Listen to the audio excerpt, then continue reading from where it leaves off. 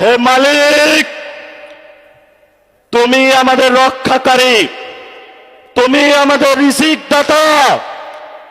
যারা এই বাংলাদেশের জনগণ 17 বছর অপেক্ষা করেছিল, আমাদের অধিকার ছিনিয়ে নিয়েছে, ডাকাতির মাধ্যমে ভাইদেরকে হত্যা করেছে। আসার মালিক তোমার মালিকের বিচারে আমরা বিচার রেখে গেলাম। তুমি তাদের দৃষ্টান্তমূলক শাস্তি বাংলার মাটিতে জনগণের সামনে করবে। আমরা আজকে তোমার মসজিদের সামনে বিচার রেখে গেলাম।